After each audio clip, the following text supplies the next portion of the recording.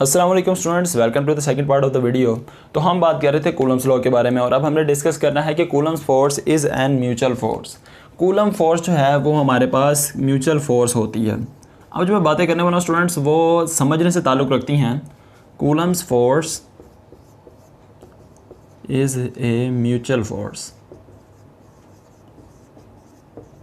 तो अब इन बातों को अपने गौर से समझना है। कूलम्स फोर्स और एक म्यूचुअल फोर्स है, इसका क्या मतलब है। तो सबसे पहले हम कूलम का एक्सप्रेशन लिख देते हैं। तो सबसे पहले कूलम का जो एक्सप्रेशन है वो हमारे पास आता है F इज़ इक्वल टू के Q1 Q2 over R square. ठीक हो गया। या इसको हम यूँ भी लिख सकते हैं F is equal to 1 over 4 pi epsilon naught into Q1 Q2 over R square for free space. ठीक हो गया। ये दोनों हमने ये चीज़ें लिख दी। अब यहाँ पर एक चीज़ है, कूलम फोर्स एक म्यूचुअल फोर्स कैसे है। अब यहाँ पर आप देखें, जब भी हम कूलम फोर्स है ना, यहाँ पर हम दोनों फोर्सेस जो हैं उनका दोनों चार्जेस जो हैं उनका मैग्नीट्यूड ले रहे हैं और उनका मैग्नीट्यूड का प्रोडक्ट ले रहे हैं। मैं आपको समझाता हूँ। मैं आपको एग्जांपल देता हूँ। जैसे कि मैं इस अर्थ के ऊपर खड़ा हुआ हूँ, अर्थ की ग्रेविटेशनल जो फोर्स है ना वो मुझे नीचे की तरफ खींचना चाह रही है और मेरा जो है स्केलेटन सिस्टम जो है या स्केलेटन जो है मेरा है उसकी रिजिडनेस की वजह से और मेरे मस्कुलर सिस्टम की वजह से मैं नीचे नहीं गिर रहा। अर्थ चाहती है कि मैं ज़मीन पर गिर जाऊँ, लेकिन मेरा जो स्केलेटन है वो ये नहीं चाहता कि मैं ज़मीन पर गिरूँ, वो चाहता है कि मैं खड़ा रहूँ। तो अपनी रिजिडनेस शो कर रहा है। तो अर्थ मुझे नीचे की तरफ फोर्स लगा रही है और मैं उसे इक्वल एंड ऑपोजिट फोर्स ऊपर की तरफ लगा रहा हूँ। तो इसकी वजह से दोनों चीज़ें मैं बैलेंस में खड़ा हुआ हूँ। ना तो मैं ज़मीन के नीचे गाड़ रहा हूँ और ना ही मैं आसमान में उड़ना शुरू कर रहा हूँ। तो इन दोनों चीज़ों के ये दोनों फोर्सेस के बैलेंस की वजह से हो रहा है। ऐसी कई ज़्यादा एग्जांपल्स हैं हमारे पास। तो यहाँ पर एक एग्जांपल अगर साइज़ की बात करनी चाहिए तो इसमें यह भी एक बात है कि अगर किसी चीज़ का साइज़ बड़ा है या वो फोर्स ज़्यादा है और दूसरे का साइज़ कम है तो इससे भी कोई फ़र्क नहीं पड़ता। मैं समझाता हूँ। अर्थ और सन को देखा जाए, सन के ग्रेविटेशनल फोर्स अर्थ से बहुत ज़्यादा है, अर्थ की ग्रेविटेशनल फोर्स कम है, लेकिन अर्थ उसके जो है ये क्या कह सकते हैं अजाला ऐसे कर लेती है कि वो अपनी सेंट्रीपिटल और सेंट्रीफ्यूजल फोर्स की वजह से ना वो अर्थ के गिर्द वो सन के गिर्द बहुत स्पीड में घूमना शुरू कर देती है, जिसकी वजह से भी वो कोलैप्स नहीं करती। ये कायनात इसी वजह से इसी तरह एक इक्विलिब्रियम में खड़ी हुई है। इसे साइंटिस्ट कहते हैं जिसने ये कायनात बनाई है ना वो एक बहुत बड़ा मैथमेटिशियन है कि कायनात में एक छोटा सा एरर भी नहीं है। तो ये अल्लाह ताला की शान है हमारे पास। तो आइए हम अपने टॉपिक पे वापस आते हैं। तो मैंने आपको ये बताना था कि कूलम फोर्स एक म्यूचुअल फोर्स कैसे है। जब भी किसी दो फोर्सेस के मैग्नीट्यूड का प्रोडक्ट ले लिया जाता है ना तो वो एक म्यूचुअल फोर्स बन जाती है। मसलन अगर Q1 Q2 पे फोर्स लगा रहा है तो Q2 भी Q1 पे फोर्स लगा रहा है according to third law of motion. ये आपको एक एग्जाम्पल से मैं समझाता हूँ। एग्जाम्पल क्या कह रही हैं, एक डायग्राम से समझाता हूँ आपको। ठीक हो गया। ये हमने एक बॉक्स बना दिया है कि डायग्राम हमेशा बॉक्स में बनानी चाहिए।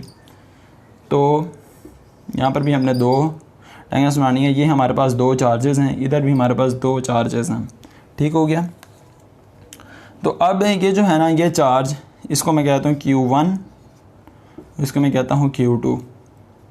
अब Q1 जो है ना वो Q2 पे फोर्स लगा रहा है। ठीक है। Q1 अगर Q2 पे फोर्स लगा रहा है तो इस फोर्स को मैं नाम दे दूंगा F21। ठीक है।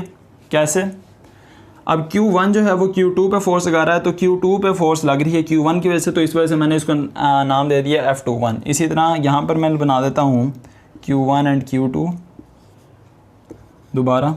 अब यहाँ पर मैं उल्टी चीज़ काम कर देता हूँ कि Q2 फोर्स लगा रहा है Q1 पे, इसके ऑपोजिट। ठीक हो गया। दोनों ने एक दूसरे के ऊपर फोर्स लगाना शुरू कर दी और इसमें मैं नाम देता हूँ F12। ठीक हो गया। ये इनके दरमियान में डिस्टेंस है R और इनका जो है अब ये फोर्सेस की ना डायरेक्शन बन गई है। तो अब डायरेक्शन शो करने के लिए मुझे यूनिट वेक्टर यहाँ पर लगाना पड़ेगा। यूनिट वेक्टर मैं यहाँ पर लिख देता हूँ R, यूनिट वेक्टर R21 और इसको मैं कह देता हूँ यूनिट वेक्टर R12। तो अब मैं इसी एक्सप्रेशन को यहाँ पर दोबारा लिखता हूँ। तो वो मैं कैसे लिखूँगा, तो इसी पूरे एक्सप्रेशन को अगर मैं यहाँ पर लिखूँ और इनको मैं वेक्टर फॉर्म में लिखना शुरू करूँ तो वेक्टर फॉर्म, तो अगर इसको वेक्टर फॉर्म में लिखूँ तो F21 बराबर है 1 over 4 pi epsilon naught into Q1 Q2 over R square into R21 unit vector.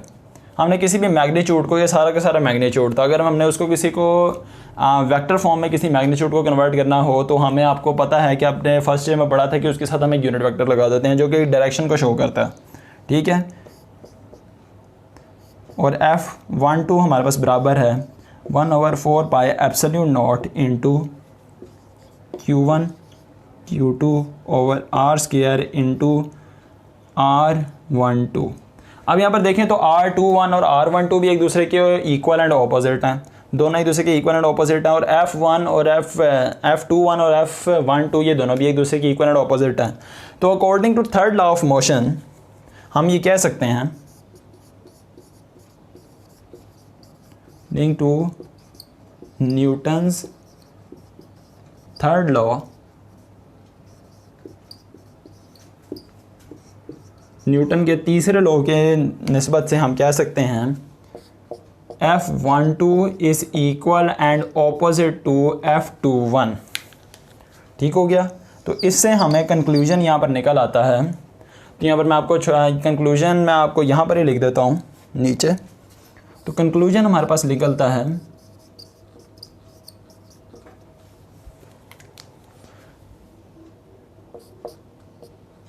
F12 and F21 are mutual forces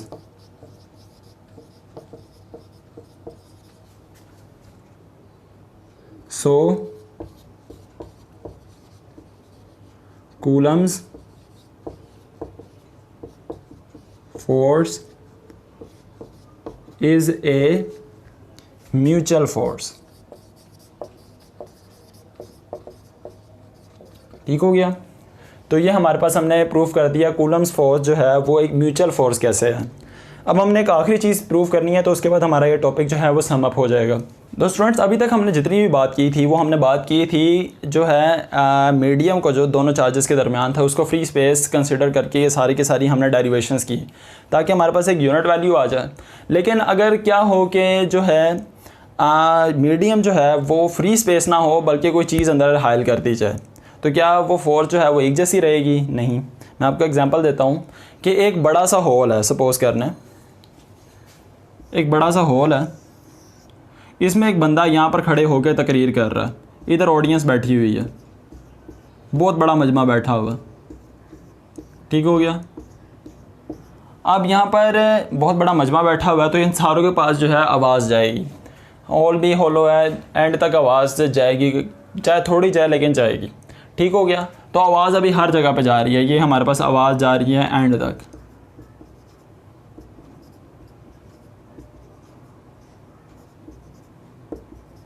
and तक आवाज़ें हमारे पास जा रही हैं और एंड तक लोगों को समझ आ रही है कि ये बंदा क्या बोल रहा है। लेकिन अगर मैं इन दोनों के दरमियान में यहाँ पर कोई वॉल या कोई छोटी सी चीज़ मैं ऐड कर दूँ, सपोज़ करें मैं यहाँ पर एक पर्दा लगा देता हूँ, मैंने यहाँ पर एक पर्दा लगा दिया, तो क्या सेम आवाज़ जाएगी? नहीं, आवाज़ कम जाएगी। और अगर मैं पर्दे की जगह एक वुडन जगह बना दूँ तो तब आवाज़ उससे कम जाएगी। और अगर मैं पूरी की पूरी एक दीवार लगा दूँ सीलिंग के साथ तो आवाज़ जाना ही बंद हो जाएगी।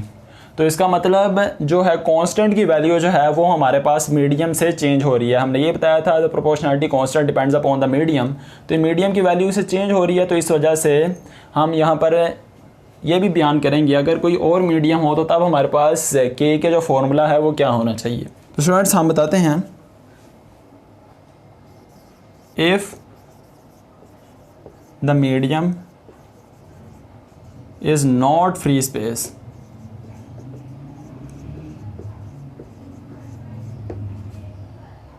अगर मीडियम है वो फ्री स्पेस नहीं है तो तब हमारे पास के की क्या वैल्यू आएगी? तब हमारे पास के की वैल्यू आएगी k is equal to 1/4 pi epsilon naught into ER। अब ये ER क्या है? ये हमारे पास है relative permittivity is the relative permittivity of a medium, ये मीडियम की अपनी रिलेटिव परमिटिविटी है जिसकी वैल्यू का चेंज हो सकती है, जैसे कि एयर की वैल्यू होती है 1.0006, ठीक है। इसी तरह हर एक मीडियम की अलग अलग होती है। तो यहाँ पर हम it is unique for each medium, ये हर मीडियम के लिए यूनिक होती है। तो इससे हमारे पास फॉर्मूला क्या बनेगा? So new equation would be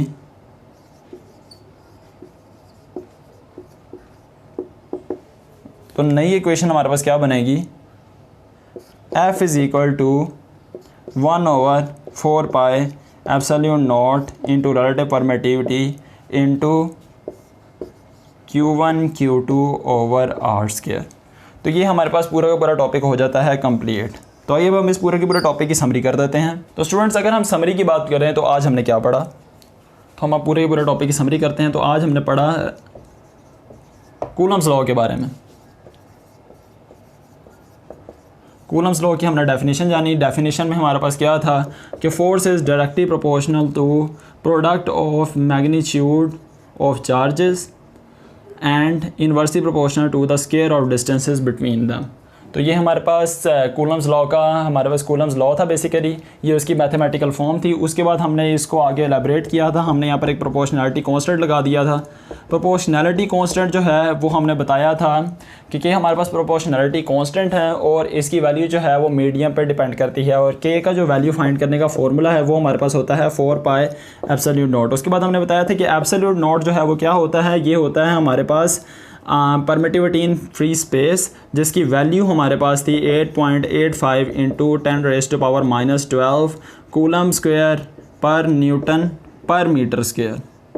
तो उसके बाद हमने ये जो वैल्यू है के की वैल्यू में ये वाली वैल्यू पुट की थी, पाई की वैल्यू हमने 3.14 लगाई थी। तो उसके बाद हमारे पास के की वैल्यू आई थी 9 इंटू 10⁻9 न्यूटन मीटर स्क्वायर पर कूलम स्क्वायर। ठीक हो गया। तो ये दोनों वैल्यूज़ आपने याद रखनी है स्टूडेंट्स।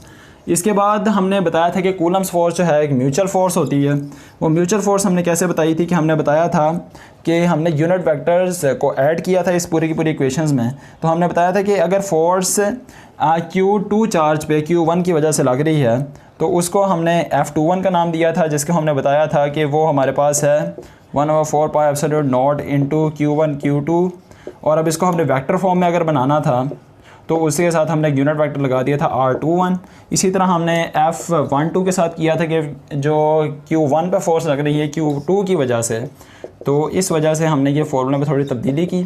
और उसके बाद हम इस कंक्लूजन पे पहुँचे कि ये दोनों यूनिट वेक्टर जो हैं ये भी एक दूसरे से इक्वल एंड ऑपोजिट हैं, और बाकी इक्वेशन तो वैसे ही सेम है। तो ये दोनों इक्वल एंड ऑपोजिट होने की वजह से हमारे पास एंड कंक्लूजन ये पहुंचा था कि F12 बराबर है माइनस F21, मतलब F12 और F21 जो है हमारे पास इक्वल एंड ऑपोजिट हैं।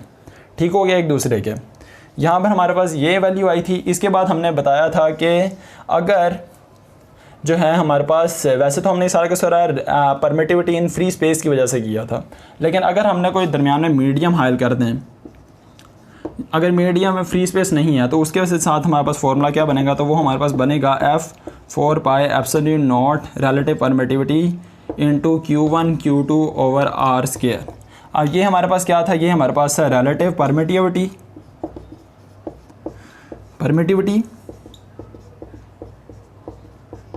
जो कि हर एक चीज़ के साथ, हर एक मीडियम के साथ एक यूनिक वैल्यू आती है।